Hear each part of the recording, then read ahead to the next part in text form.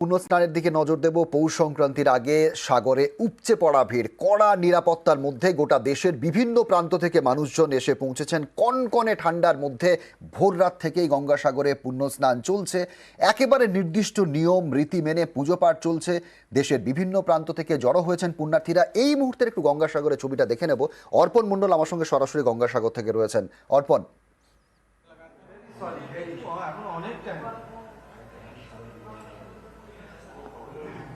একদমই দেখো, সকাল থেকে দেখা গিয়েছে যে গঙ্গাসাগরে লাখো লাখো পুণ্যার্থীদের ভিড়।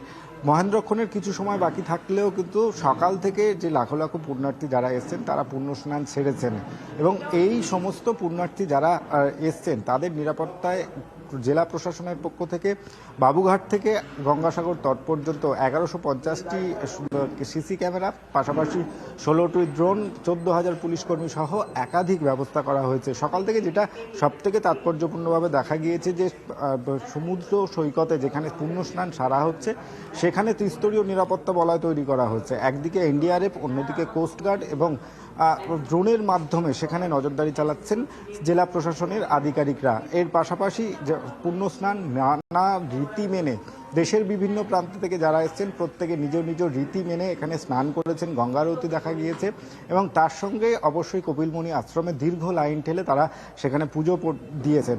এবং যত সময় এগোচ্ছে ততই কিন্তু মহেন্দ্রক্ষণের সময় এগিয়ে আসছে।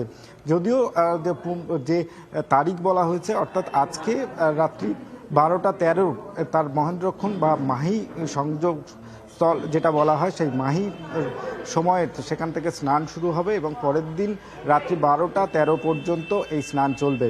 স্বাভাবিকভাবেই গতকাল যে জানানো হয়েছিল প্রশাসনিকভাবে যে 45,000 অর্থাৎ মূলত কালকে ভিড় হবে, কালকে মকর সংক্রান্তির পুণ্য স্নানটা কালকে হবে, কিন্তু অনেকেই যারা আজকে পৌঁছে গিয়েছেন তারা আজই পুণ্য স্নান করে ফেলছেন অর্পণ, তাই তো? ফলে আজ সকাল থেকে অতিরিক্ত একটু ভিড়, অতিরিক্ত নিরাপত্তা রয়েছে গঙ্গাসাগর জুড়ে। একদম